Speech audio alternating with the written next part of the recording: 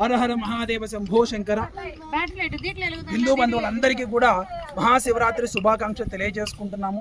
అలాగే మీ అందరికీ తెలిసినటువంటి విషయమే, ఈరోజు మనం స్వయంభూ శ్రీ పుష్పాచలేశ్వర స్వామి వారి యొక్క దేవస్థానంలో తృతీయ వార్షికోత్సవ మహాశివరాత్రి సంబరాలు అనేటువంటి అంగరంగ వైభవంగా జరుపుకుంటున్నాము.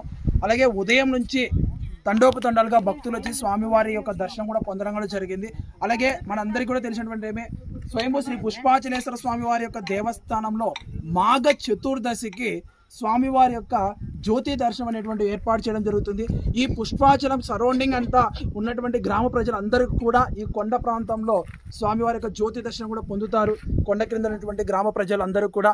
అలాగే ఇక్కడికి వచ్చి చాలామంది గ్రామస్తులు, పెద్దవాళ్ళు, వయసులో పెద్దవారైన యువకులు అందరూ కూడా, స్థానిక హిందూ బంధువులు అందరూ కూడా ఇక్కడ పాల్గొని స్వామివారి జ్యోతి దర్శనంలో పాల్గొని జ్యోతి దర్శనం కూడా పొందుతారు.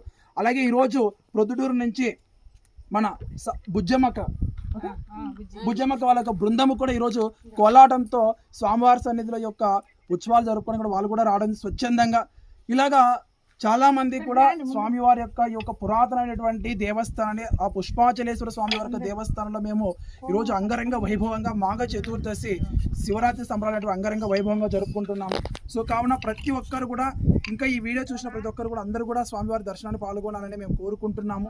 అలాగే మంగళ వాయిద్యాలు అందించడానికి కూడా మన శ్రీరన్న గత 3 సంవత్సరాల నుంచి కూడా తన వంతుగా సేవలు అందిస్తూ, వాన పడినా కూడా ఇక్కడికి వచ్చేసి తన వంతుగా నిర్వీర్యంగా స్వామివారి యొక్క భక్తి కూడా చాటుకోవడం జరుగుతుంది. అలాగే చాలామంది కూడా ఇలా స్వామివారి సేవ చేసుకుంటూ స్వామివారి యొక్క కృపలో మేము కొనసాగుతున్నాం. హర హర మహాదేవ శంభో శంకర. మరీ ముఖ్యంగా ఈరోజు గోవింద సేవ సంస్థ వ్యవస్థాపకులైనటువంటి శ్రీమతి సత్యభామ గారు కూడా ఈ ప్రాంతానికి మరికొద్ది గంటలు కూడా చేరుకుంటున్నారు.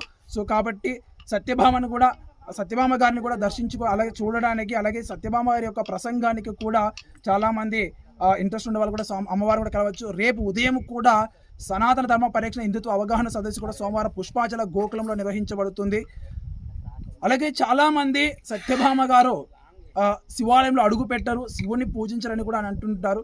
కానీ అమ్మవారు ఈరోజు స్వయంగా స్వామివారిని దర్శించుకొని స్వామివారికి పూజ చేయడానికి సత్యభామ గారు కూడా వస్తున్నారు. కాబట్టి ఈ యొక్క మాఘ చతుర్దశి జ్యోతి దర్శనం ప్రతి ఒక్క హిందూ బంధువులు కూడా పొందాలని మేము కోరుకుంటున్నాం. హర హర మహాదేవ శంభో శంకర.